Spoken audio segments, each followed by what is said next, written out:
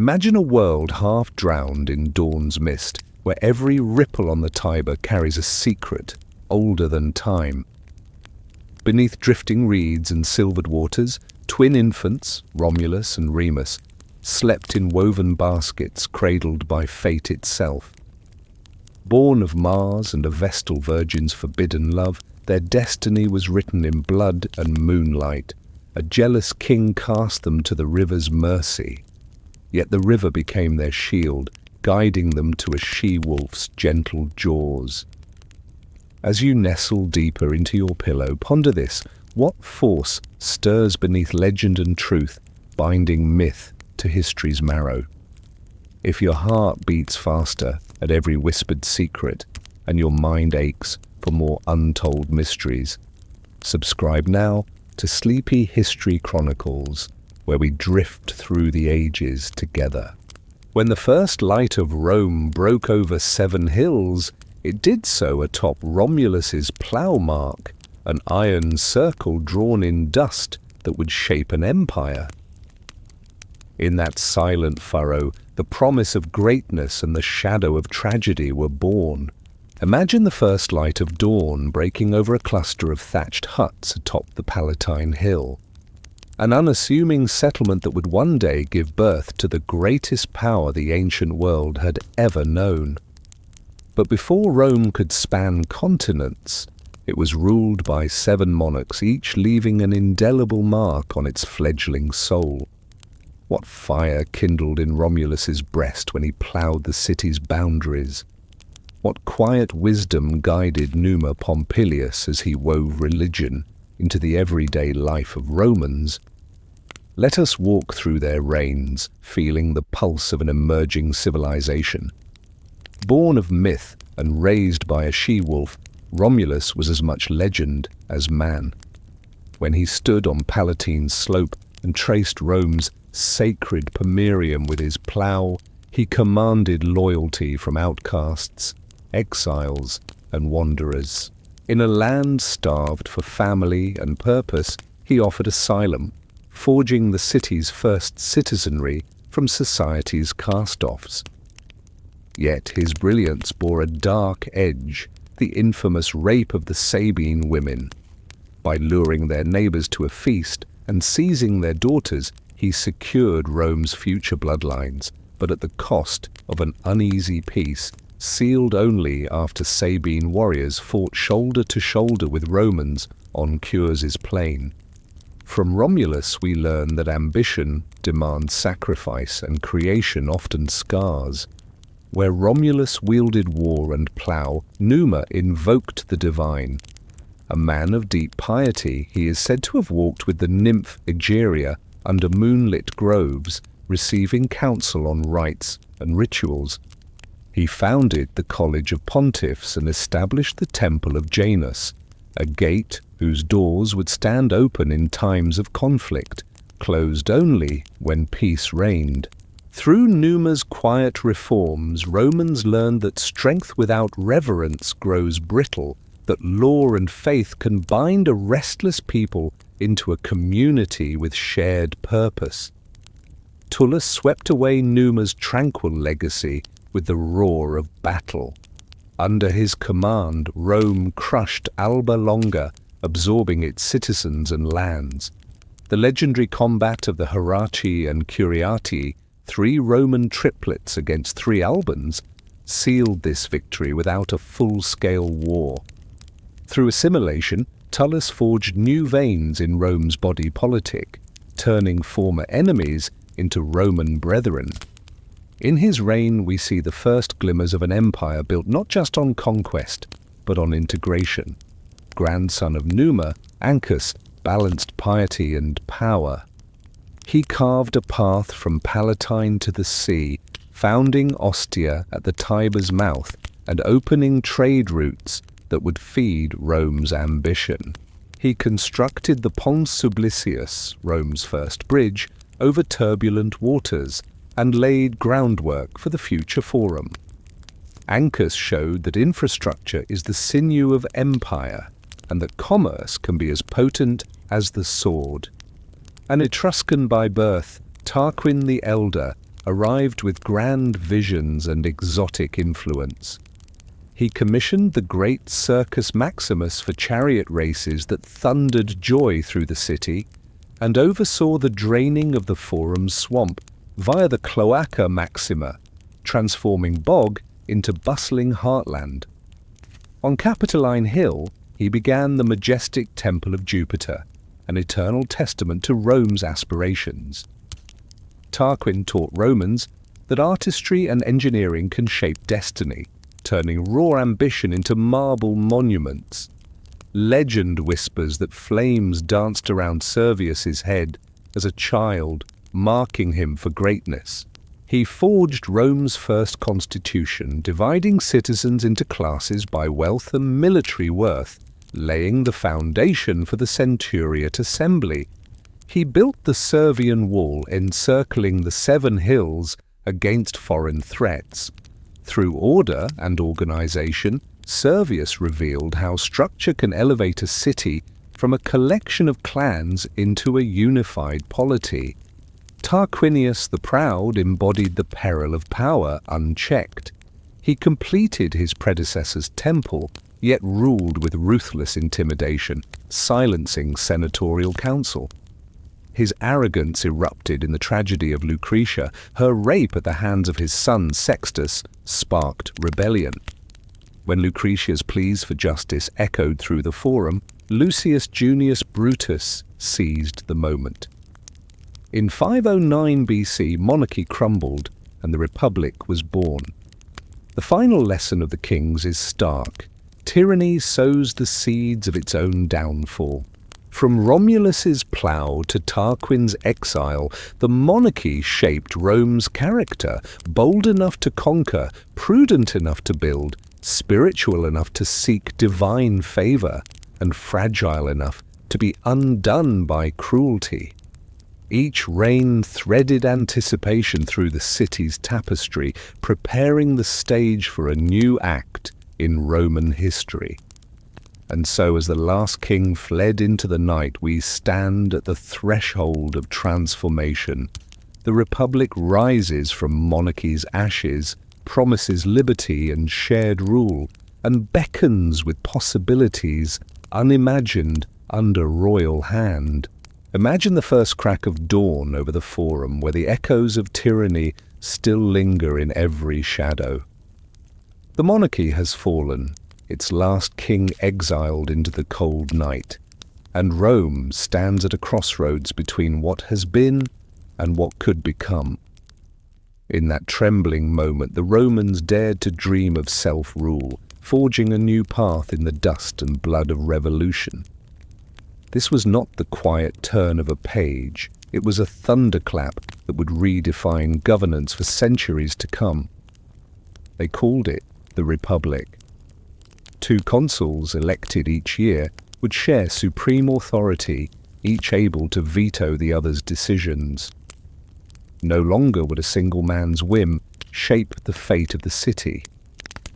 The power once hoarded on the Palatine now belonged to the centuries, the elders, and the people themselves.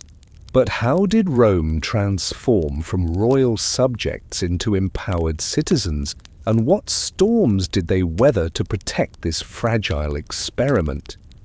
It began with Lucius Junius Brutus, that fierce spirit who, with tears in his eyes, thrust aside the regal fasces and swore never to bow before a king again. He and his fellow expellers of the Tarquins consecrated the sacred oath, Neotium cum imperio res publica dilabatur, let not the Republic perish with the empire.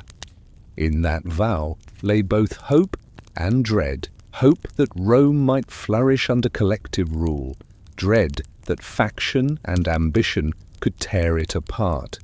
Within weeks, the new government faced its first trial. King Tarquin had fled to gain allies among neighboring cities. The mightiest of these was the Etruscan king Lars Porsena, who laid siege to Rome's walls. Citizens armed themselves overnight, fashioning shields from old bronze plates and repurposing plowshares into spears. In the pitch-black watches before dawn, they heard the Etruscan horns echoing across the Tiber, a terrifying chorus that sought to undo their nascent freedom. Yet it was the valor of a few that held the line. Horatius Cocles, standing on the single arch of the Sublician Bridge, repelled wave after wave of attackers until his allies could smash the planks behind him. As the bridge collapsed, he plunged into the swift river, alone but unbroken. His blood-chilling cry of defiance became the heartbeat of the Republic, courage in the face of extinction. But external threats were only half the battle.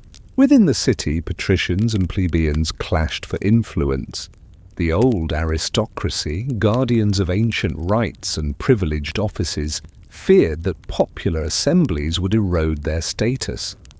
The commoners, who toiled in the fields and bore the burden of military service, demanded protection from arbitrary debt and abuse. When plebeian soldiers laid down their arms and marched to the Sacred Mount, Rome's first recorded general strike, they forced the creation of the tribune of the plebs, magistrates with the power to veto laws harmful to the common people. In the Forum, wooden tablets were raised on a simple scaffold so that every citizen, regardless of rank, could see the 12 tables, the Republic's first written code. No longer could patrician judges interpret the law behind closed doors. Transparency became the pillar of justice, even if the tables themselves still favored the elite. From that moment on, every Roman could stand beneath those bronze words and claim protection under the law. Year after year, the Republic's founders honed the delicate balance between authority and accountability. Magistrates wore togas with broad purple stripes, their conduct scrutinized by juries drawn from across the social spectrum.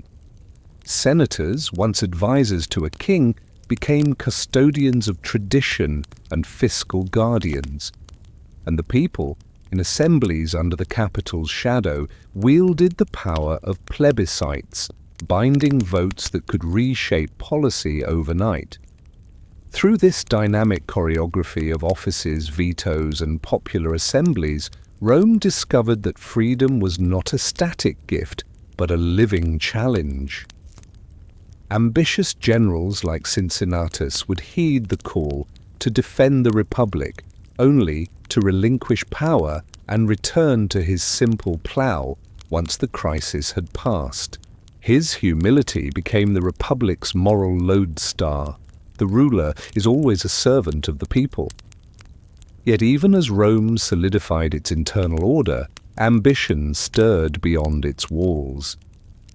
Latin neighbors watched with envy as the little city reclaimed its destiny. Before long, Rome's legions would march into the Po Valley, clashing with hill tribes and Etruscan leagues. But that story belongs to the next chapter in our journey. For now, let us pause on the threshold of a new world, where the dream of self-government glowed bright against the Mediterranean night. The Republic had been born from revolution and sacrifice, tempered by war and compromise. It stood as a testament to human will when united by principle, and as a warning that liberty demands eternal vigilance. As the sun rises higher, illuminating the worn stones of the Forum, Rome sets its sights beyond the Tiber's banks. Ahead lies a vast peninsula of potential, lands to conquer, alliances to forge, and a destiny to claim under its new banner of the Republic. Expansion of the Italian peninsula. Imagine standing on a windswept ridge just beyond Rome's earliest walls, the scent of wild thyme heavy in the air. Below you stretches a patchwork of fertile valleys, rugged hills, and winding rivers. The Italian peninsula, a land as diverse and untamed as its peoples. It was here, in the 100 years after the Republic's birth, that Rome would learn how to turn neighbors into subjects, forge alliances by sword and by treaty, and bend the patchwork of communities into a single, pulsating heart. What drove this small city to embrace expansion, and what hidden costs lay beneath its triumphs? From the moment the Tarquins fell, Latin towns watched Rome's experiments in self-government with equal parts admiration and dread. The League of Latin Cities had long dominated the region, but Rome's new legions, disciplined, loyal, and battle-hardened, began to tip the balance.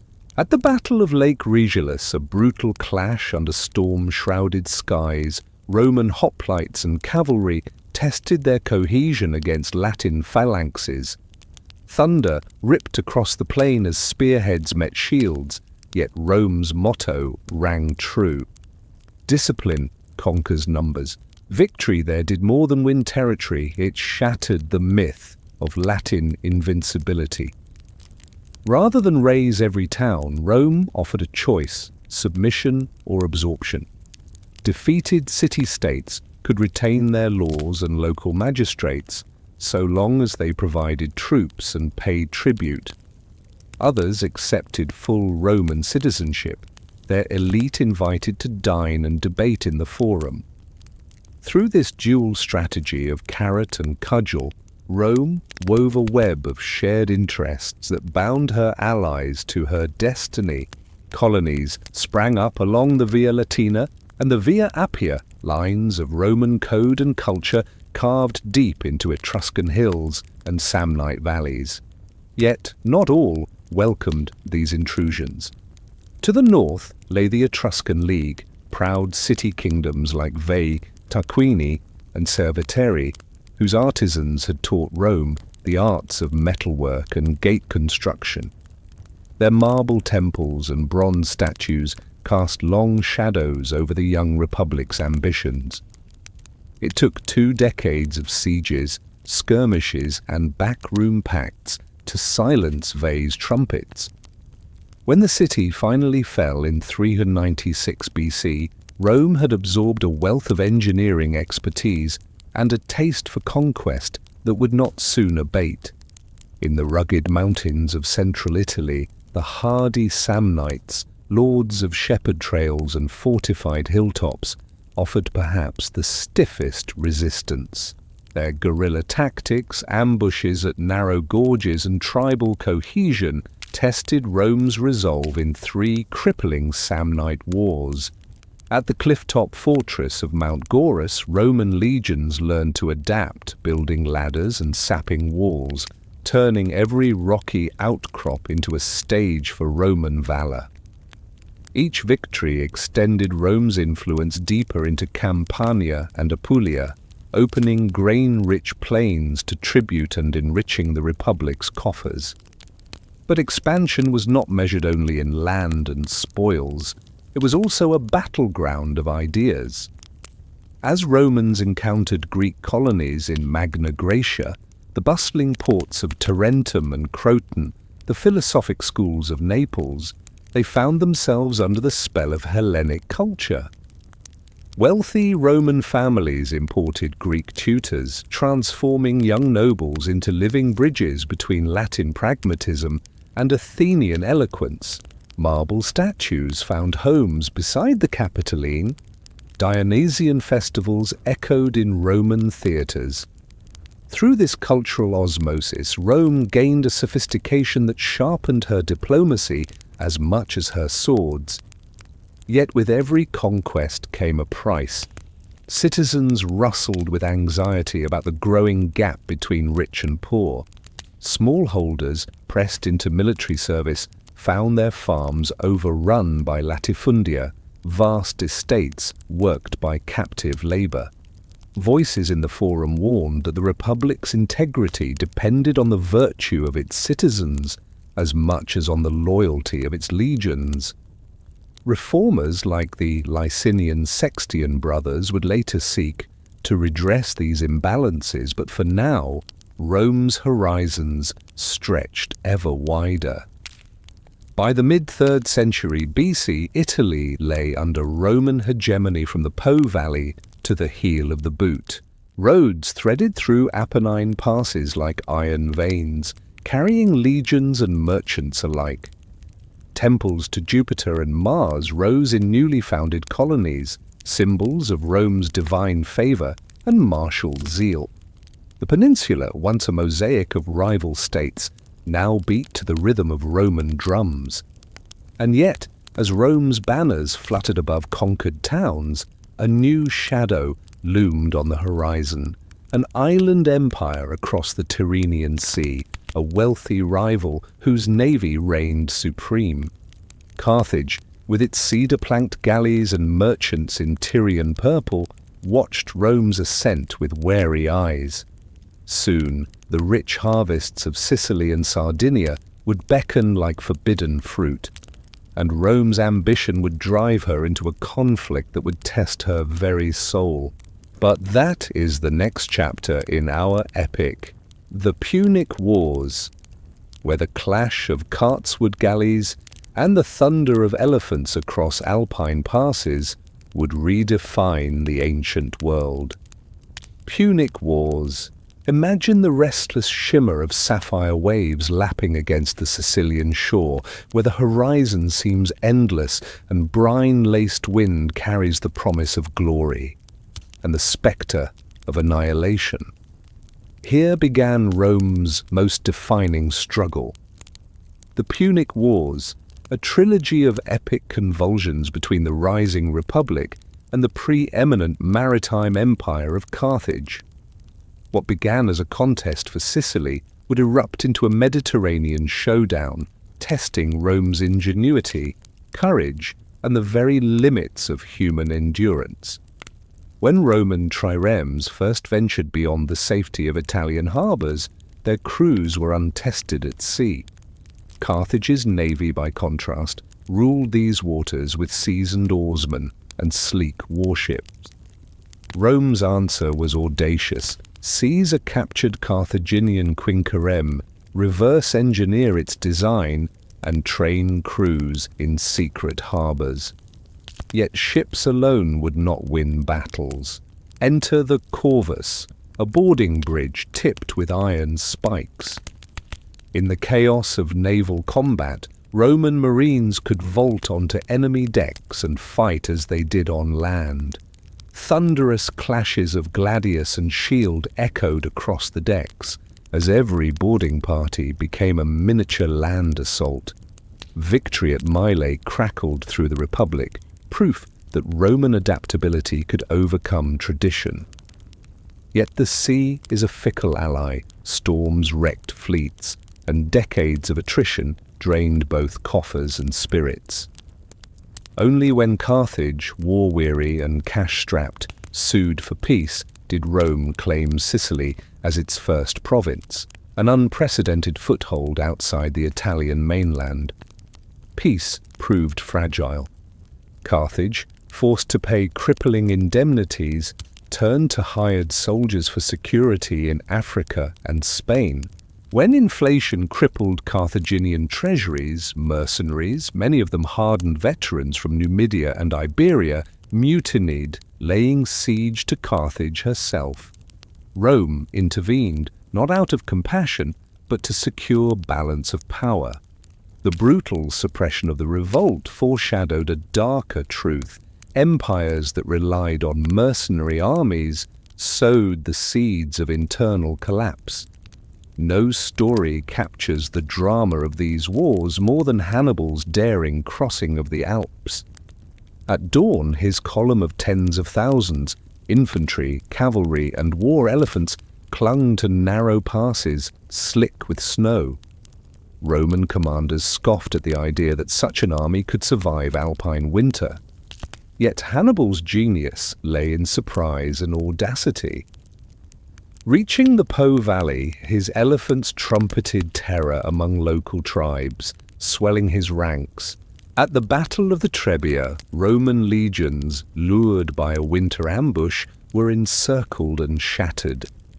Lake Trasimene saw Hannibal's trap unfold beneath mist and olive groves, turning the tranquil landscape into a slaughterhouse of spears and shields. Rome teetered on the brink. Capua even switched allegiance. Yet survival took precedence over vengeance. Quintus Fabius Maximus, dubbed the Delayer, refused open battle, shadowing Hannibal, cutting supply lines, and denying decisive victory. His cautious tactics preserved the Republic when boldness would have spelled ruin. Carthage, watching its war-torn dominions bleed, dispatched scouts to Spain. There, young Publius Cornelius Scipio, later Africanus, honed guerrilla tactics learned from Iberian tribes. He seized Cartagena, severing reinforcements to Hannibal. With audacity mirroring his rivals, Scipio invaded North Africa, threatening Carthage's very gates. Faced with homeland peril, Hannibal raced back across the Italian boot, but at Zama, beneath Carthage's once impregnable walls, the balance tipped. Roman cavalry routed African horsemen. Scipio's manipular legions held firm against war elephants, opening lanes for Roman swords. When the dust settled, Carthage sued for peace, surrendering its navy, ceding Spanish territories, and paying staggering indemnities. Rome stood unchallenged in the western Mediterranean. Enough was never enough. Calls in the Senate to delenda est Carthago, Carthage must be destroyed, grew deafening. When the city violated a minor treaty clause, Roman legions marched in, encircled Carthage's walls, and unleashed a siege of unmatched ferocity. For 3 years, defenders clung to rooftops and sewers, citizens hurled spears from battered ramparts. In 146 BC, the final breach came. Flames turned marble to ash, and streets ran red with blood and molten bronze. The city that once humiliated Rome lay in ruins. Survivors were sold into slavery, fields were salted, an eternal curse upon the fallen. Victorious, Rome found itself master of an empire without borders. Sicily, Sardinia, Corsica, and Spain poured grain into Rome's granaries, but also created wealth disparities. Veterans promised land in conquered territories, found estates swallowed by speculators. The Republic's citizen-soldier ideal strained under professional armies, loyal to generals rather than to the Senate. Social tension simmered, mutating Rome's triumph into a brittle victory. Rome's Punic legacy teaches that supreme power demands supreme vigilance. Adaptation in the face of maritime supremacy, courage against overwhelming odds, and unflinching ruthlessness produced an empire. But at a cost. When soldiers fight for pay instead of patriotism, when social inequality widens, the seeds of decay are sown. Now, as Rome basks in the spoils of victory, yet wrestles with the shadows of inequality and military loyalty, a new storm gathers on the horizon, one born within the city itself. Social and military crisis. Imagine the hush of the forum broken by the clamour of debtors begging for relief, their sandals dusty from endless marches beneath marble arches. Rome's triumphs abroad had poured gold and grain into the city, yet beneath the surface the Republic began to crack. Fields once tilled by citizen farmers lay neglected as wealthy landowners turned them into vast estates worked by captives. The very men who had wielded the gladius for Rome returned to find their ancestral plots swallowed by latifundia. What happens when those who defend a nation find no place to call home? As Rome's granaries overflowed, a new crisis took shape. Smallholders, ensnared by crushing debts, sold themselves into bondage or abandoned their farms altogether, swelling the ranks of urban poor. In the crowded streets, jobless veterans and their families competed for scarce work.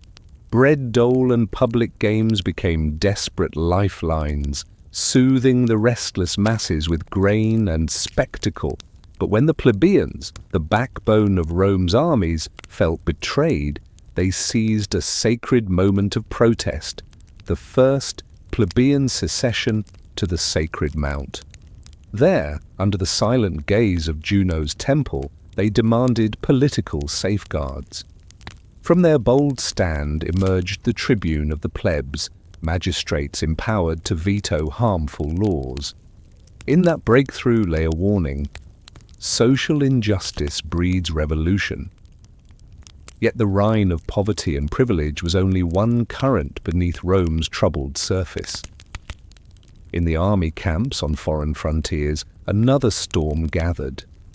The legions that had battered Carthage and subjugated the Italian peninsula were no longer citizen soldiers called to arms for a season. They had become professional soldiers, loyal not to the Republic, but to the general who paid them and shared their hardships.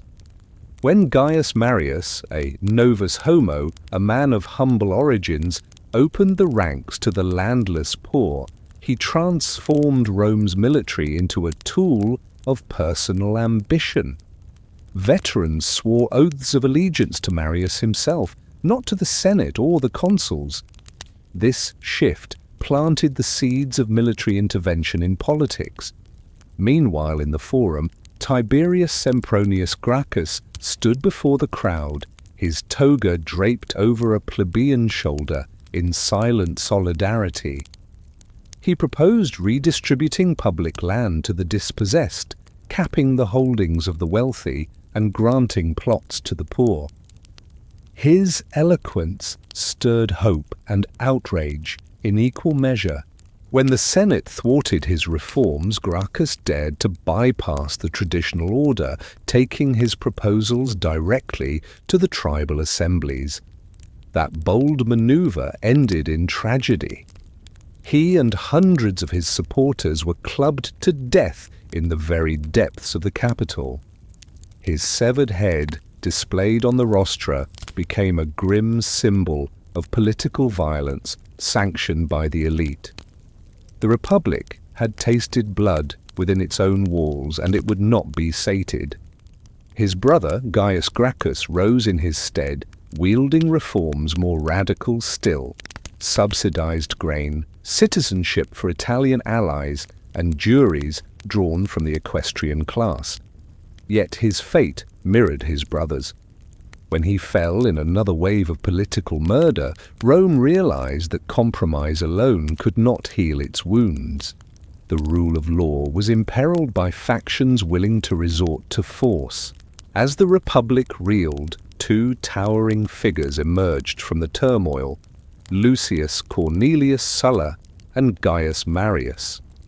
Their rivalry would drag armies across Italy itself. Sulla, a patrician by birth, marched on Rome with his legions in 88 BC, the first time citizen soldiers turned their weapons inward. The clatter of boots on the sacred way echoed like a death knell for republican norms. Under Sulla's dictatorship, prescriptions listed enemies to be executed, properties confiscated, and survivors exiled. The spectre of terror loomed over every household. Yet Marius, the third founder of Rome, had already shattered conventions by winning 7 successive consulships through his popular support. His victories over Germanic tribes at Aquae Sextiae and Vercelli crowned him hero of the people. But his power came at a cost. The loyalty of his veterans outweighed the authority of the Senate. In this crucible of social upheaval and military might, the Roman Republic stood at a tipping point.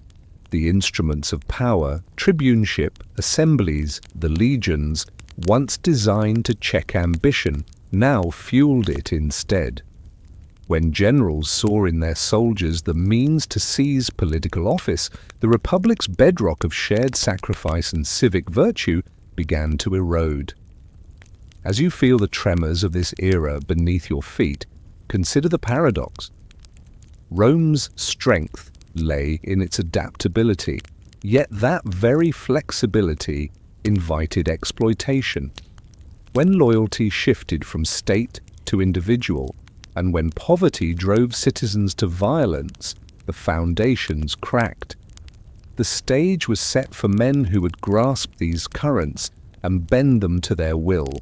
Now, with the Republic rent by faction and the military poised to decide elections, a new act dawned, one led by extraordinary figures whose ambition would eclipse even the legends of the Gracchi and the terror of Sulla. The triumvirates and Caesar's dictatorship.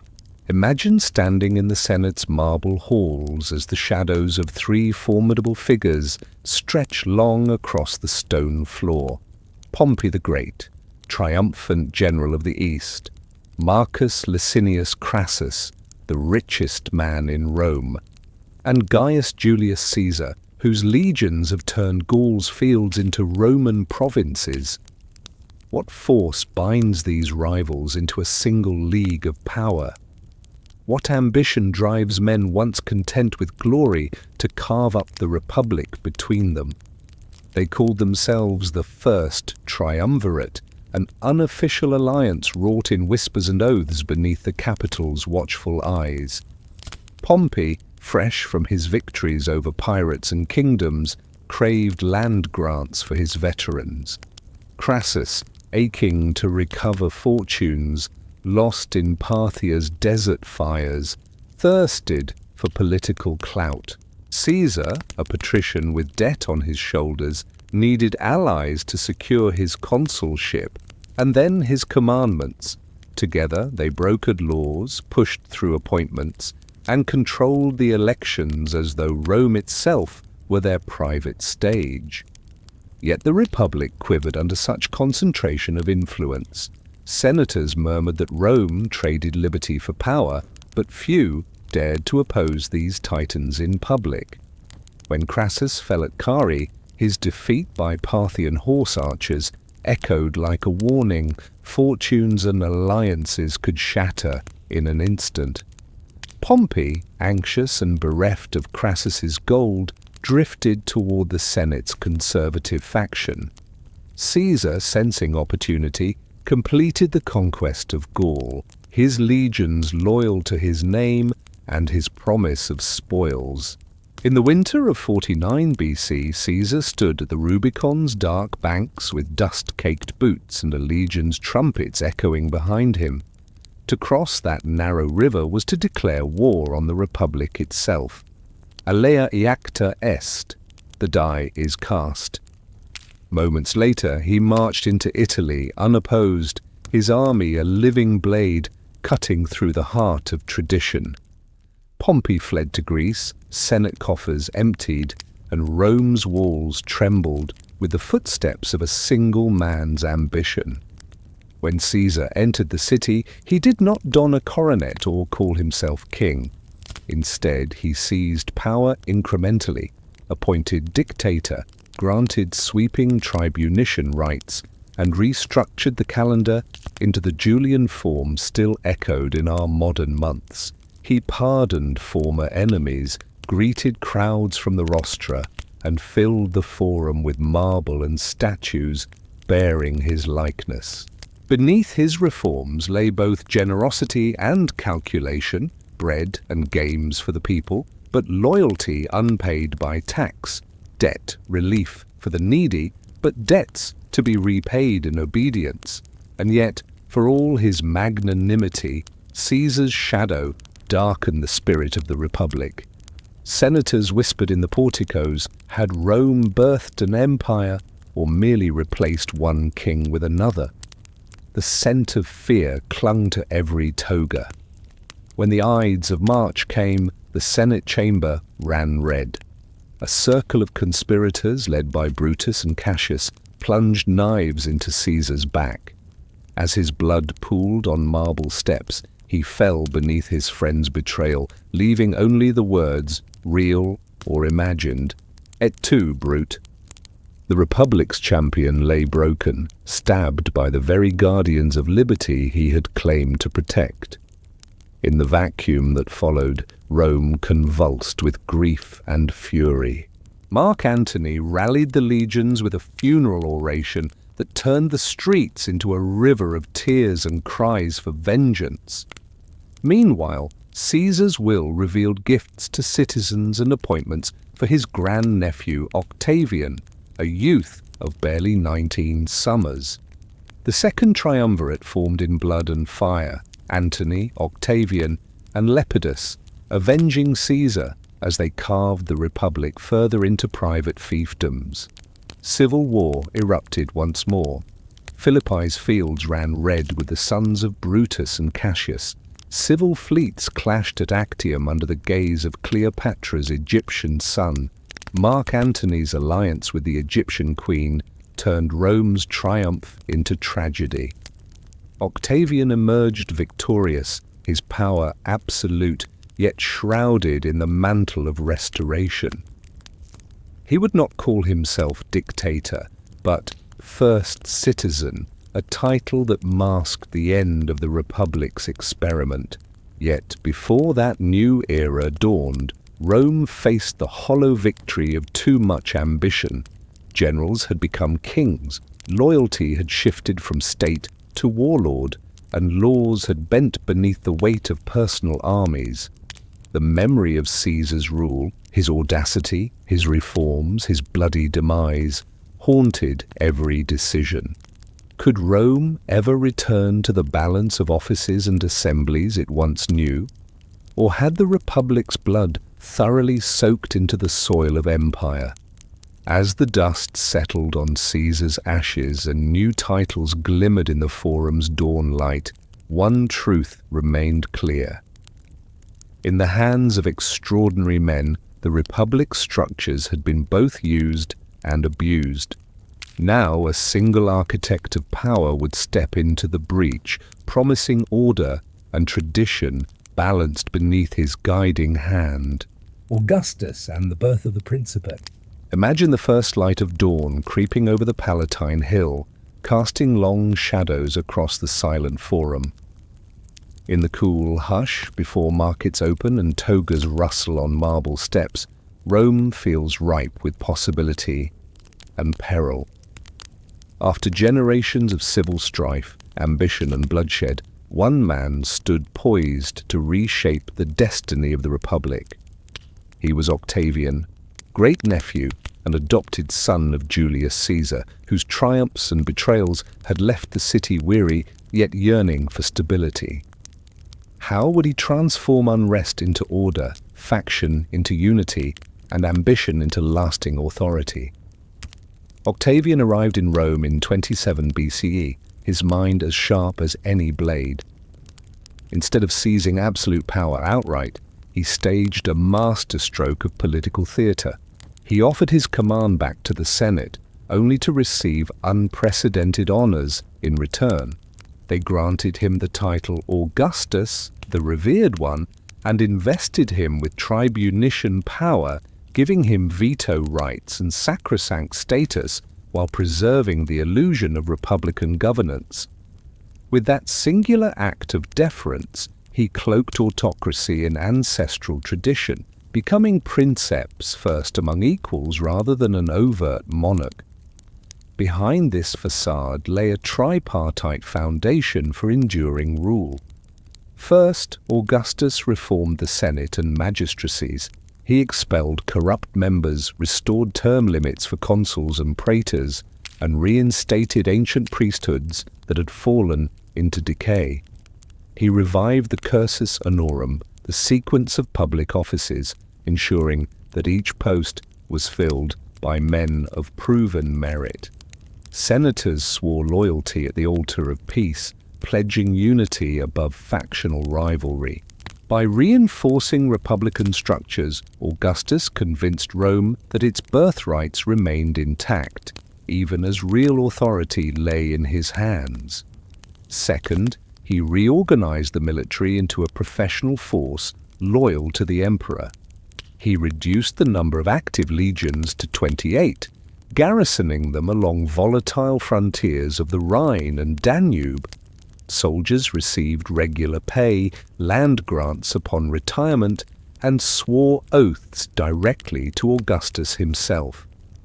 The Praetorian Guard, originally a small cadre of bodyguards, grew into a powerful cohort stationed within Rome's walls, both protector and potential arbiter of imperial succession. This standing army secured borders and deterred would-be usurpers, but it also shifted the balance of loyalty from state to sovereign. Third, he led a sweeping program of public renewal. Augustus famously declared that he had found Rome built of brick and left it clothed in marble. He restored and constructed temples to Apollo, Mars Altar, and Venus Genetrix, linking divine favor to his rule. The Forum of Augustus rose where Caesar's old forum stood cramped with statutes and markets. Roads and aqueducts were repaired, new theatres erected, and grain distributions re-established, binding citizens to the benevolence of a single ruler. Festivals, games, and the ludi seculares celebrated Rome's longevity, forging communal identity under Augustus's watchful eye. Yet he did not merely build, he narrated. His res gestae, inscribed on bronze pillars, recounted his deeds, campaigns, building projects, acts of clemency, while emphasizing humble service to the res publica. He fostered a new moral code, championing pietas, disciplina, and modestia, hoping to curb the luxurious excess that had torn at republican virtue. Elite and plebeian alike found themselves seduced by the promise of peace and prosperity, forging a new social contract, obedience in return for stability and prosperity. Succession posed a perennial dilemma. With no direct heir born of Caesar's line, Augustus adopted his stepson Tiberius, weaving dynastic continuity into Roman law. Adoption became a political tool, linking future emperors to legal precedent rather than blood alone. The Julio-Claudian dynasty would harness this model for decades, aspiring to the veneer of republican selection, even as power passed from father to adopted son to nephew. Under Augustus, the empire's reach and cohesion deepened. Provinces from Hispania to Syria were governed by equestrians loyal to Rome. Uniform laws, tax systems, and local assemblies brought distant peoples into the imperial fold. Trade caravans and merchant fleets stretched to India's Malabar coast, carrying silk and spices back to Mediterranean ports. Through practical integration and cultural accommodation, Augustus fashioned a web of interdependence that buttressed Roman authority without the constant clamor of military conquest. Augustus's reign inaugurated the Pax Romana, an era of relative peace stretching across the Mediterranean world. For a generation, Rome knew neither the ravages of civil war nor the terror of foreign invasion. Cities flourished, literature and the arts reached new heights under Virgil, Horace, and Ovid, and Roman engineering solved problems of water, transport, and urban hygiene on an unprecedented scale. All of it bore the indelible stamp of Augustus's vision. As the sun sets on Augustus's legacy, we find a republic reborn as an empire, its institutions reshaped, its peoples united, and its future balanced on the shoulders of a single man. Yet beneath the marble facades and festive masks, new challenges simmered: succession crises, provincial unrest, and the question of whether an imperial system could preserve the virtues of a republic it had supplanted. The stage is set for an era of unprecedented power and prosperity, but also of trials that would test the resilience of this grand experiment. The Golden Age and crisis of the 3rd century. Imagine gazing upon the eternal city at its zenith, streets alive with merchants, marble gleaming in the sun, aqueducts carrying life-giving water to public baths and fountains. Under the reigns of Trajan, Hadrian, Antoninus Pius, and Marcus Aurelius, Rome soared to heights few could fathom. Yet beneath that golden peace, shadows gathered. Political intrigue, economic strain, and soldier emperors whose ambition would fracture the very foundations they once upheld. This is the story of Rome's golden age in the crisis of the 3rd century, Trajan's triumphs and the empire's high watermark. When Trajan took the purple in 98 CE, the empire stretched from the sands of Arabia Petraea to the misty forests of Britain. Under his command, Roman legions conquered Dacia, its gold mines filling the imperial coffers, and pushed borders eastward into Armenia and Mesopotamia. Trajan's Forum and Trajan's Column still stand as testaments to his ambition, their spiraling reliefs narrating campaigns of victory. Yet his greatest achievement was neither stone nor steel, but the extension of Roman citizenship to conquered peoples, forging bonds of loyalty across cultures. Hadrian's walls and cultural fusion. Trajan's adopted son Hadrian chose consolidation over conquest. He travelled every province, his curiosity matched only by his respect for local traditions. In Britain, he ordered the construction of a great stone wall, 200 miles from the Solway Firth to the Tyne, marking the empire's practical limits. Meanwhile, he rebuilt Athens, completed the Temple of Venus, and Roma in the heart of the city, and wrote poetry in a hand still studied by scholars. By weaving Greek philosophy into Roman administration, Hadrian shaped an empire that prized both order and enlightenment. Antoninus Pius and the Pax Romana. Peace. The era that followed under Antoninus Pius bore little of the violence that defined earlier reigns. His rule, nearly a quarter-century of unbroken peace, allowed commerce to flourish and the arts to bloom. Grain flowed from Egypt to feed Rome's millions.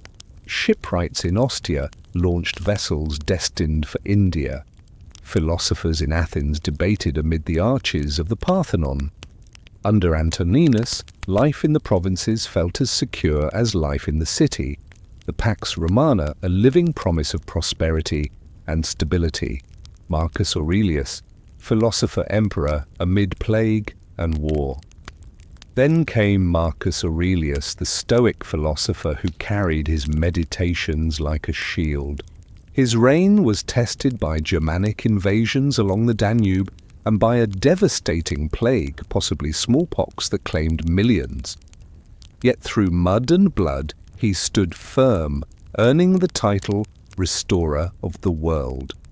His letters reveal a man torn between duty and despair, yet unwavering in his commitment to Rome's ideals. Under his leadership, the empire endured its greatest external threats, but the seeds of internal decay were sown in the blood-soaked fields of battle. Commodus and the waning of virtue. When Commodus ascended, the golden age dimmed. The philosopher's son revelled in gladiatorial combat, fighting as a living Hercules for the crowd's adulation. Senators trembled under his whim, and prescriptions once reserved for traitors became tools of personal vendetta. His reign, marked by extravagance and terror, shattered confidence in imperial virtue. The lunatic emperor's assassination in the palace left the empire leaderless and hungry for stability, a hunger that men of the army were all too willing to fill. The barracks emperors and the empire unravelled. In the decades that followed, at least 26 men donned the purple, often for mere months before assassination or mutiny. Known as the barracks emperors, they rose from the legions, their power rooted in military favour rather than legal succession. Odenathus, Zenobia of Palmyra, and Posthumus carved breakaway realms in the east and west. Valerian fell captive to Persian kings. Aurelian earned the title Restorer of the World twice over by reuniting fragmented provinces. Each victory was Pyrrhic, as civil strife drained resources and emboldened foreign tribes to sack cities and raid frontiers. Aurelian's reforms and the flicker of hope. Aurelian, a soldier emperor of humble origins, stood out amid the chaos. In a reign of just 5 years, he built the Aurelian walls around Rome, reformed the currency to stem rampant inflation, and reasserted control over Palmyra and the Gallic Empire. His vision of a restored unity offered a brief respite, proving that decisive leadership could still triumph over inertia. Yet his assassination in 275 CE plunged the empire back into turmoil as generals and usurpers vied for power. Diocletian's Tetrarchy. Order from chaos. In the year 284 CE, a new hope emerged with Diocletian. Recognizing that the empire had grown too vast for one man, he instituted the Tetrarchy, the rule of 4, dividing authority between 2 Augusti and 2 Caesars. He reorganized provinces into smaller units, grouped into dioceses overseen by vicars, and separated civil from military command. Diocletian's edict on maximum prices sought to curb inflation, while his persecutions of Christians aimed at religious unity, though they would later be revoked by his successors.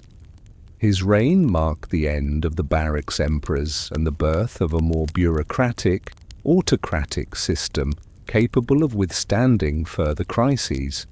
The double-edged legacy of stability. Diocletian's reforms stabilized frontiers, yet increased state control over daily life.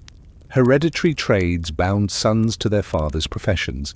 Heavy taxation and regulation on grain, oil, and wine undercut free markets.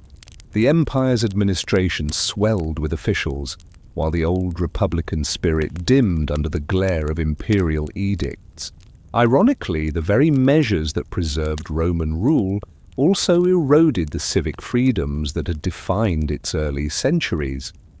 As the gates of the Tetrarchy closed behind Diocletian's retirement to his palace in Dalmatia, Rome stood transformed. The decades of peace and prosperity under the Antonines had given way to the spectre of division and autocracy.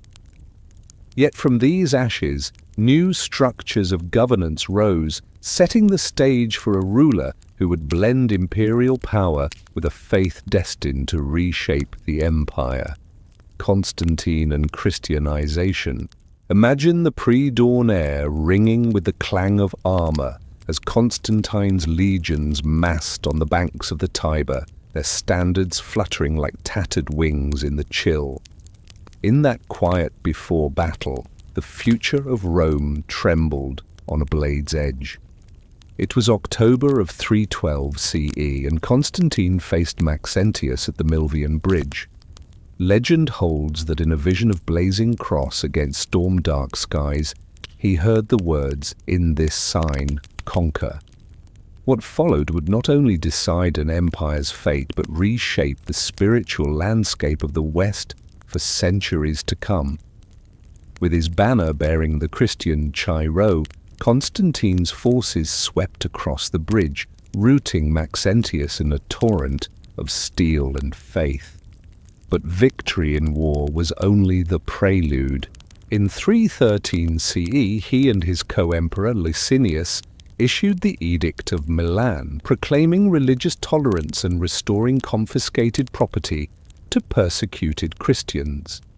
Suddenly, what had been an underground faith declared legal status, free to flourish in catacombs, basilicas, and the chambers of imperial power.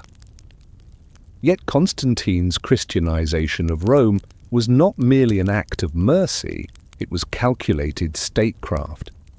He recognized in the church an apparatus of organization and loyalty that complemented imperial authority. Bishops became advisors, Christian symbols adorned coins and standards, and new churches sprang up beside temples to Jupiter and Mars. In his own court, Constantine surrounded himself with clerics who could draft edicts, negotiate with rival bishops, and shape public morality according to Christian precepts. Constantine's greatest architectural statement was his new capital. In 330 CE, he dedicated Constantinople on the site of ancient Byzantium, a city divided by the Bosporus yet united by imperial vision. Marble colonnades, forum halls, and grand walls rose along the Golden Horn, echoing Rome's glory while proclaiming a new Christian Rome. Statues of Constantine in classical toga stood beside crosses carved in porphyry. Pagan temples became shrines to Christ. In the gilded domes and whispered liturgies, one sensed the empire's pivot from centuries-old pagan rites to a new theocratic grandeur. Still, the path to Christian unity was fraught with theological storms. Arianism, a doctrine asserting that Christ was created rather than co-eternal with the Father, divided bishops and emperors alike. In 325 CE, Constantine convened the Council of Nicaea to forge doctrinal consensus. In the swelter of the imperial palace, bishops argued and fought, quills scratched canons into parchment, and the Nicene Creed emerged, proclaiming Christ of one substance with the Father. Thus was laid the first stone of a doctrinal foundation that would persist through schism and reform. Political expediency and personal piety interwove in Constantine's later years. He endorsed Sunday rest, banned Sunday labor, and ordered the clergy exempt from civic obligations. He enacted laws against infanticide, gladiatorial games, and certain forms of entertainment deemed incompatible with Christian virtue. Yet he did not prohibit pagan worship outright.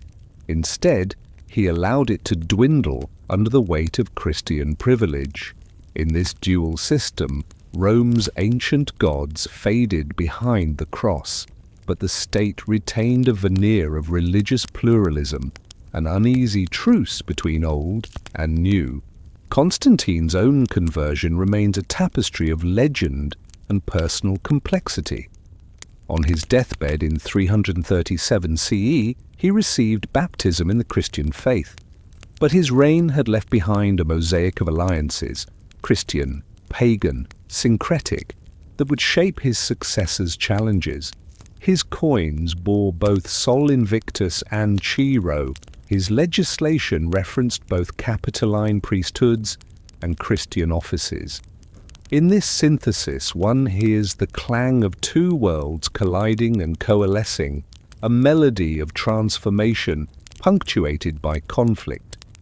By the time of Constantine's passing, the empire had splintered into eastern and western halves, each with its capital, court, and Christian bishopric. The Bishop of Rome began to claim primacy, while the Bishop of Constantinople wielded the emperor's ear. Over decades, doctrinal disputes and ecclesiastical rivalries would echo the political division as the empire's unity hinged on both sword and scripture. Constantine's Christianization was more than a personal faith converted into policy. It was an empire's soul realigned, its public rituals rewritten, and its very identity recast in the image of Christ. Marble altars gave way to basilicas, hymns replaced hymns to Apollo, emperors became pontiffs in all but name. Yet the old gods lingered in rural sanctuaries and private shrines, a reminder that conversion is always a process, not an instant. As Constantine's heirs grappled with both theological orthodoxy and barbarian threats, the empire's future hung in the balance. Would Christian unity fortify the state against external pressure, or would divided creeds and divided courts hasten its fragmentation? The answers, and the fall of Rome's western half, await in the unfolding drama of competing powers and colliding faiths. Now, as the basilicas of Constantinople catch the morning light and the seas of Rome bristle with new authority, the empire enters its next chapter, one of formal division, diminishing resources, and the inexorable collapse of Western power, division of East and West and the fall of the West. Imagine the chill of early morning mist clinging to the walls of Constantinople's new marble forum, while, on the far side of the empire, the once mighty streets of Rome lie silent under the weight of desertion and decay. In the decades after Constantine's death, two emperors, Arcadius in the east and Honorius in the west, claimed the same purple robes. Yet their realms drifted apart as surely as two ships set adrift on opposite currents. This was no mere administrative shuffle. It was the beginning of a schism that would reshape the Mediterranean world. How did an empire that once spanned 3 continents fracture into Eastern resilience and Western collapse? When Theodosius III died in 395 CE, he bequeathed a single empire to his sons, Arcadius, 16, in Constantinople, and Honorius, 10, in Ravenna. Guardians and generals wielded real power, but regional loyalties hardened. In the east, the court at Byzantium thrived on trade, bureaucracy, and an increasingly Christian identity. In the west, Rome's prestige lingered even as its resources drained away. Farms lay fallow in North Africa, ship convoys were ambushed in the Adriatic, and the legions, once the heart of Roman might, dwindled in number and morale. Barbarian migrations tested the Western Empire's resolve. First, Visigoths, led by Alaric, crossed the Danube, seeking refuge and recognition. When petitions for land and status in Italy were rebuffed, they marched on Rome itself.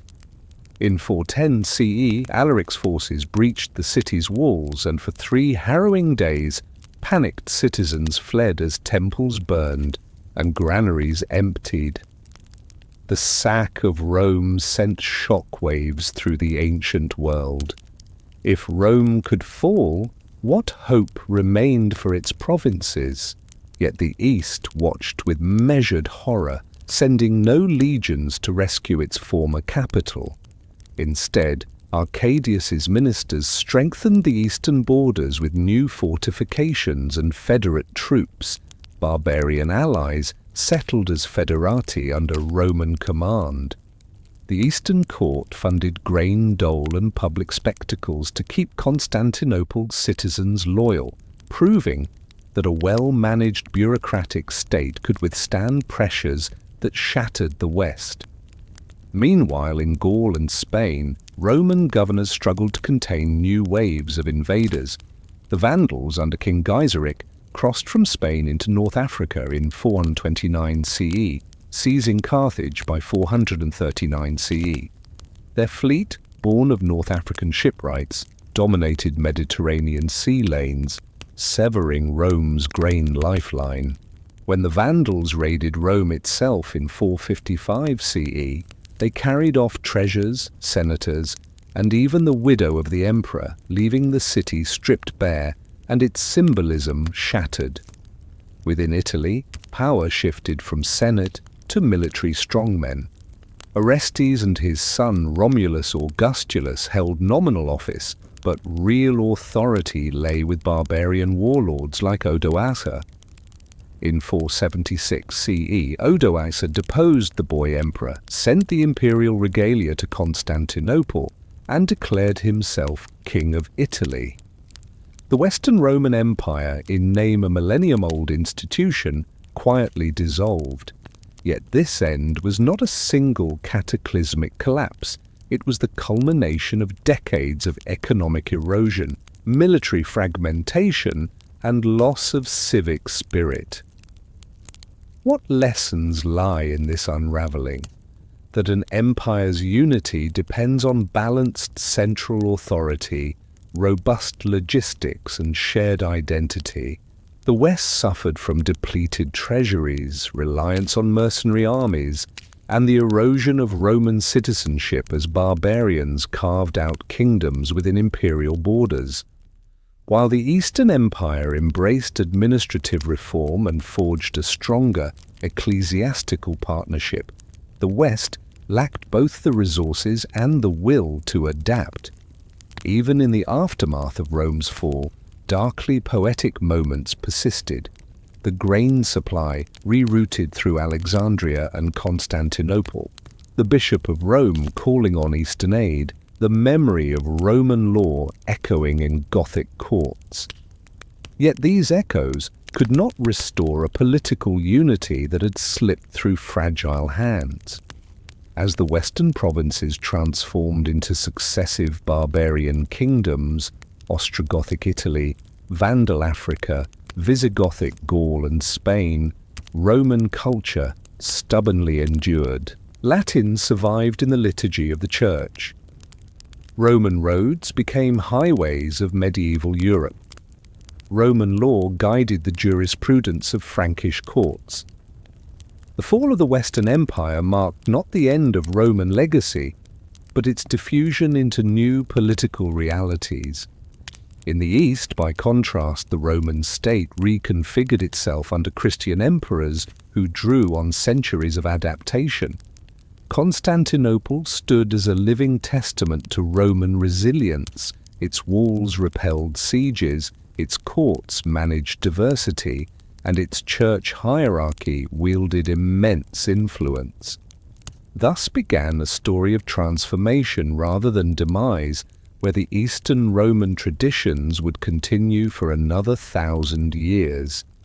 Now, as we turn from the twilight of the Western Empire to the enduring flame of its Eastern counterpart, we enter the next chapter. In the jewel-lit palaces of Constantinople, emperors and patriarchs would negotiate the destiny of Christendom, preserving Rome's institutions even as the West slipped into legend. Imagine stepping through the massive Golden Gate of Constantinople as dawn's first light gilds mosaics of saints and emperors, each tessera catching fire like a promise of eternity. In the centuries after Rome's western half crumbled, the Eastern Roman Empire rose like a phoenix on the Bosporus. This was Byzantium, a realm where Roman law met Greek culture, Christian faith intertwined with imperial authority, and the very idea of Rome endured in new, dazzling forms. How did this Eastern continuation outlast its Western progenitor by a millennium, and what shadows lay beneath its gleaming domes? When Justinian I ascended the throne in 527 CE, the empire had already stabilized under Diocletian's reforms. Yet Justinian dared to dream of reconquest.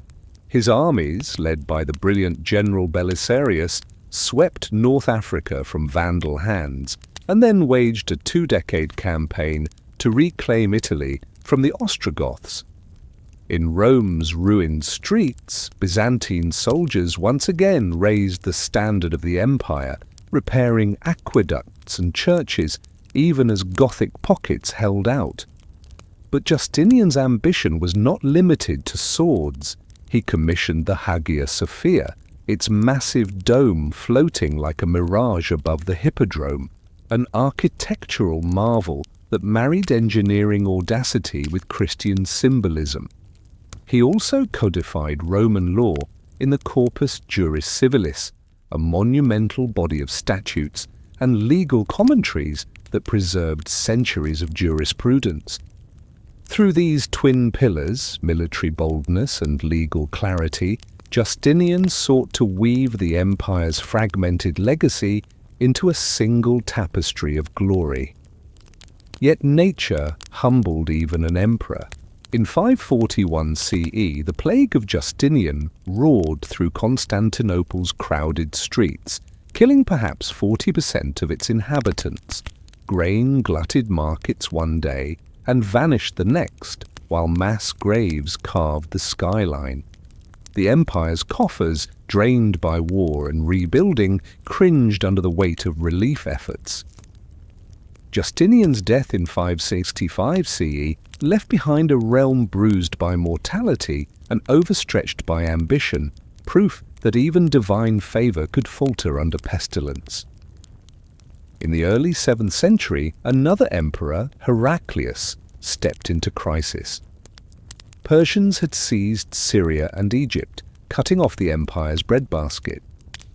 Under a hot sun and winter chill, Heraclius marched his rugged legions across the Taurus mountains, striking a decisive blow at Nineveh in 627 CE. Yet as he reclaimed lost provinces, a new force emerged from the Arabian deserts. Arab armies unified under Islam.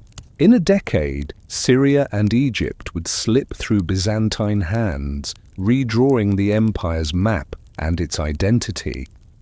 Heraclius responded by reorganizing the empire into themes, military districts led by soldier governors responsible for recruiting, equipping, and defending their lands. This innovation fused civil and military functions at the local level, creating a resilient backbone that carried Byzantium through centuries of external pressure. It also fostered a new loyalty, soldiers defending their own villages rather than imperial legions marching from afar. Beyond borders, Byzantium fought its greatest battles in the realm of faith. In 726 CE, Emperor Leo III banned the veneration of icons, condemning them as idolatrous. Shrine walls were scraped clean, frescoes of Christ and the saints were whitewashed. Monks and lay people alike erupted in protest, risking exile or worse to protect their treasured images. Over the next century, iconoclasm would ebb and flow, emperors and patriarchs exiling opponents, schools of theology debating the nature of representation, until Empress Theodora triumphantly restored the icons in 843 CE. This clash etched into Byzantine consciousness a conviction that true orthodoxy required both word and image, text and icon, a spiritual complexity that mirrored the empire's political intricacies. With the tumult of iconoclasm behind it, Byzantium entered a period of revival under the Macedonian dynasty. Basil III and his successors repelled Arab raids, reclaimed Crete, and even reasserted control in parts of the Balkans. Cultural life blossomed. Illuminated manuscripts glowed with new iconographic brilliance. Scholars translated and preserved classical texts, and the court celebrated chariot races at the revived hippodrome. Through prudent diplomacy with the Bulgars and strategic marriages in the West, the empire extended its influence without overextending its reach. In these centuries, Constantinople pulsed with confidence, its golden age rekindled far from Rome's old ruins. By the late 11th century, however, Byzantium found its eastern borders under renewed siege by Seljuk Turks. In a dramatic twist, Emperor Alexios I Komnenos appealed to Pope Urban II for military aid, sparking the First Crusade.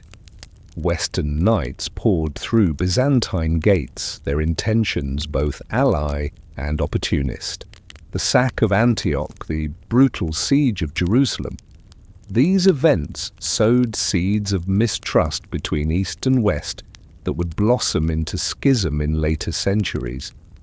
Yet Byzantium's role in coordinating crusader logistics and negotiating passage showcased its still robust bureaucracy and diplomatic skill.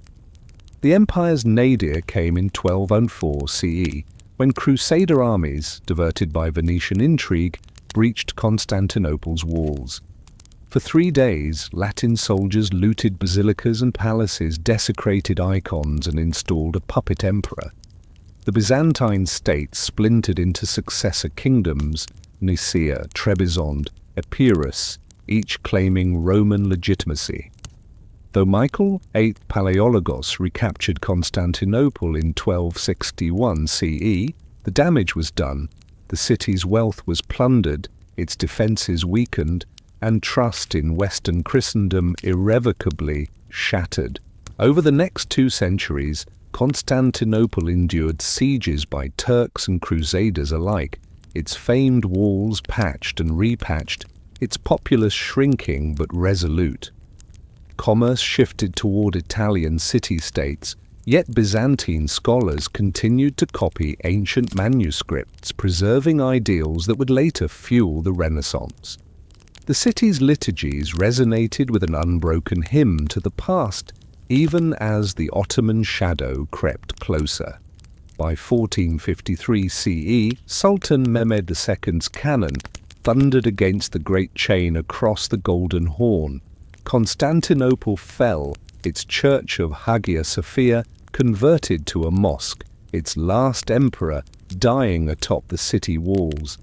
Yet even in defeat, Byzantium's legacy endured. Greek scholarship escaped westward, mosaics and domes inspired architects for centuries, and the Orthodox Church remained a living institution. Constantinople's final fall marked not the end of Roman spirit, but its transformation. From the Bosporus to the Italian peninsula, the heartbeat of Rome echoed in countless lands. Yet as we turn from Byzantium's twilight to the closing chapters of the Roman saga, we carry forward a story of resilience, adaptation, and the unquenchable flame of an empire reborn time and again. Imagine the last rays of daylight retreating from the crumbling battlements of Constantinople as the walls, which had withstood sieges for a millennium, stand silent beneath an ominous quiet. In that stillness lies the echo of centuries, conquests and recoveries, piety and politics, resilience and renewal. Yet even walls of stone cannot hold back time forever. This is the story of Rome's final decline and ultimate fall, an empire that spanned continents, shaped civilization, and then slipped quietly into legend. By the late 13th century, Byzantine emperors ruled a shadow of their former realm. Constantinople's population dwindled, its aristocracy fractured, and its treasury bled dry from constant wars against rising Turkish beyliks. Emperors appealed to Venice and Genoa for naval support, only to find these merchant republics pursuing their own interests, raising taxes, controlling trade, and carving enclaves in once sacred precincts. The empire's cohesion frayed as provincial governors and warlords, Latin and Greek alike, exacted tribute and wielded private militias. Meanwhile, the Fourth Crusade's legacy of betrayal and plunder never truly healed. Latin bishops sat beside Orthodox patriarchs in a fragile truce, but mutual distrust festered. When Michael VIII Palaiologos recaptured the city in 1261 CE, he restored the emperor's throne, but inherited a hollow state. The grandeur of Hagia Sophia shone over empty quarters, marble halls echoed with fewer voices, and the hippodrome lay half-ruined, its chariot tracks worn by time and neglect. Trade routes that once brimmed with grain and silk now funneled wealth into Italian merchant colonies. Venetians controlled the Golden Horn, charging duties for every vessel. Genoese held Galata across the inlet, exacting tolls that drained Byzantine coffers. In the markets of Adrianople and Thessaloniki, local artisans struggled to compete with cheap imports. Peasant soldiers, once the backbone of the theme system, abandoned their lands for safer pastures or fled before Turkish raiders. Urban life contracted to a handful of fortified neighborhoods, and the city's lifeblood, its food supply, grew perilously dependent on overseas shipments. Beyond the walls, a new power gathered momentum. The Ottoman Emirate transformed into a sultanate under Osman and Orhan, its forces honed by raids into Byzantine Thrace. Murad I claimed Bursa, severing the land bridge between Constantinople and Anatolia. His successors pressed ever closer, their Timurid cavalry and Janissary infantry sweeping aside crumbling defences. Each campaign chipped away at the empire's eastern core, forcing Byzantium to cede vital territories and accept humiliating vassalage. Emperors John V and his successors oscillated between alliance with Western powers and negotiation with Turkish beys. They granted trading privileges to Catalan mercenaries, hired Genoese galleys, and pled guilty to papal supremacy to secure Crusader aid. Each treaty cost autonomy, as Western princes demanded papal union, confiscation of church property, or outright fealty. Byzantine pride dimmed under these bargains, its emperors reduced to supplicants in foreign courts. In April of 1453 CE, Sultan Mehmed II, 16 years old but possessed of ruthless resolve, laid siege to Constantinople. His cannon, including the massive Basilica bombard, thundered against the Theodosian walls. Byzantine defenders, fewer than 8,000 men and boys, replied with arrows and Greek fire. For 56 days the city held firm, every breach repelled, every gate defended. But on May 29th, a desperate assault breached the defences. Mehmed's troops poured through, sacking the city in a 3-day orgy of pillage and slaughter. Thousands died, survivors were enslaved or fled. The blue and green factions of the Hippodrome scattered in terror. The Grand Varangian Guard made their last stand outside Hagia Sophia, their axes ringing through the smoke. As Mehmed entered Hagia Sophia, its dome re-echoed with prayers to Allah instead of Christ.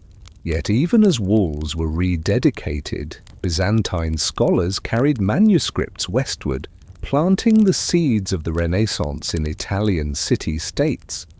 Orthodox refugees established new courts in Trebizond and Morea, preserving liturgical traditions and artistic techniques.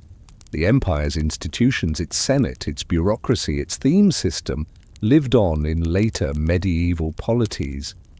In this silken thread of continuity lies Byzantium's ultimate triumph. Even in defeat, it shaped the course of European history. Why did this empire, reborn in glory under Justinian, hardened by siege and reform, refined by culture and faith, ultimately crumble? The answer lies not in a single event, but in a cascade of forces: economic strangulation by mercantile rivals, social fragmentation from shifting loyalties, military overextension and reliance on mercenary forces, and the brutal rise of a new, ideologically driven power.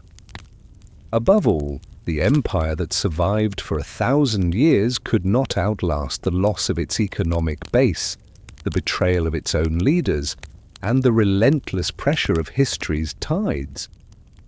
Yet even as the last emperor fell in the palace, the echo of his empire continued in art, law, religion, and scholarship. From Moscow's claim as the Third Rome to Vienna's use of Greek fire recipes, Byzantium's legacy endured far beyond its walls. Now, as we turn from the final collapse of both halves of the Roman tradition, we enter the closing reflections on an epic that began with Romulus and Remus and ended beneath the cannons of Mehmed, carrying lessons on power, resilience, and the impermanence of empires. Imagine walking through the echoing halls of power where every marble step once carried magistrates, senators, and emperors who shaped the very notion of governance. From those corridors sprang innovations that not only held an empire together for a millennium, but also continue to underpin modern states.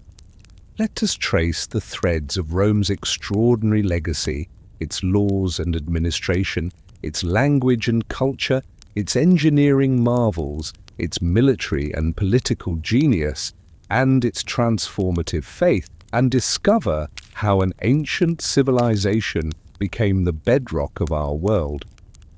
First, consider Rome's legal and administrative heritage. Centuries before codified law became commonplace, the 12 tables carved into bronze in the Forum set a powerful precedent that laws must be written, public, and apply to all citizens. Fast forward to Emperor Justinian's Corpus Juris Civilis, his body of civil law, which systematized centuries of statutes, edicts, and juris commentaries into a coherent code. This legal skeleton traveled far beyond the empire's borders, resurfacing in medieval Europe's canon law and later informing modern civil law traditions from France to Latin America. Rome also pioneered structured administration. Censuses counted the citizenry and their property, taxes were standardized, and a professional civil service recorded every decree and census. These mechanisms of accountability and record-keeping laid the groundwork for today's bureaucracies, reminding us that a state's strength rests not only on armies, but on transparent, predictable governance. Language and culture formed another pillar of Rome's enduring influence. Latin began as the tongue of humble farmers on the Tiber's banks, but grew into the lingua franca of Western civilization. Through conquest and colonization, it spread from Iberia to Gaul, from Africa to the Near East. Over centuries, vulgar Latin evolved into the Romance languages, Italian, Spanish, French, Portuguese, and Romanian, spoken by nearly 1 billion people today. Even English, though Germanic at its core, carries a heavy Latin imprint in its legal, scientific, and theological vocabularies. Roman literature, Virgil's epic poetry, Cicero's oratory, Ovid's metamorphoses, modeled narrative and rhetorical artistry for Renaissance humanists and Enlightenment thinkers alike. The Roman penchant for public spectacle fostered enduring traditions in theatre and pageantry, while classical architectural motifs became touchstones for Western art and design. When it comes to engineering and architecture, Rome's feats still dazzle the imagination. Their network of roads, over 250,000 miles at the empire's height, connected frontier outposts to the capital, facilitating trade, communication, and military movement. The phrase "all roads lead to Rome" was no mere boast. Aqueducts funneled fresh spring water across valleys to sustain urban populations, public baths and fountains, demonstrating a mastery of hydraulics unmatched until modern times. The Romans refined concrete into a durable medium, unleashing architectural forms like the dome and the vaulted arch. The Pantheon's unreinforced concrete dome remains the world's largest of its kind, and the Colosseum's enduring ruins still inspire stadium designs. Bridges, harbours, and lighthouses from Britain to North Africa bear witness to an engineering mindset that combined functionality with monumental grandeur. Rome's military and political innovations form the backbone of its power and inspired later generations. The legion, a flexible unit combining heavy infantry, cavalry escorts, and specialized engineers, became the template for organized military forces through the Middle Ages and even into the early modern period. Roman discipline, training, and logistics set a standard for moving and sustaining large armies. Politically, the Republic's checks and balances, consuls with veto power, a Senate advisory body, popular assemblies, offered a model that influenced the framers of the United States Constitution and other democratic experiments. Yet the empire also revealed the perils of concentration of power when emperors commanded personal loyalty from professional armies. The Roman saga thus serves as both a blueprint for civic governance and a cautionary tale about the fragility of republican institutions when confronted by ambition. Finally, Rome's religious legacy reshaped spiritual life across continents. Christianity, once a persecuted sect, found in Rome both its cross and its crown. After Constantine's conversion and Theodosius's edicts, the Church inherited the empire's administrative network, dioceses mapped to provinces, clerical hierarchy echoing civil offices, and the Bishop of Rome claiming a primacy that would evolve into the papacy. Roman roads and maritime routes became the arteries through which missionaries carried the gospel into distant lands. The fusion of imperial ceremony with Christian liturgy created rites and structures that underpin Catholic and Orthodox traditions to this day. Even in regions far from the Mediterranean, Christian organizational models trace their lineage to Roman precedents of parish, diocese, and episcopal oversight. As we reflect on these 5 pillars, law and administration, language and culture, engineering and architecture, military and politics, and faith, we see that Rome's legacy is not confined to dusty tomes or silent ruins. It lives in our legal codes, our mother tongues, our roads, our political ideals, and the faith communities that bind millions. Each of these domains carries the imprint of Roman innovation, reminding us that great civilizations shape the world long after their capitals fall. Now, having charted the ripples of Roman achievement across time and space, we prepare to conclude our epic journey. We have traced the arc from humble founding myths to imperial zeniths, from Christianization to the empire's final twilight, and seen how each chapter left indelible marks. As you carry the echoes of Roman legacies into your own life, stay with us for one last reflection on the human drama that underlies every rise and fall, the timeless lessons of resilience, hubris, and renewal. As our epic voyage through the centuries comes to its final port, pause and feel the weight of Rome's echoes around you. The humblest plough mark on Palatine Hill and the imperial splendor of Constantinople share a thread woven through time, stories of visionaries, rebels, and everyday citizens whose choices reshaped the world. We've witnessed the ambition that forged republic and empire, the innovations that built roads and aqueducts, the laws that still guide our courts, and the faith that transformed civilizations.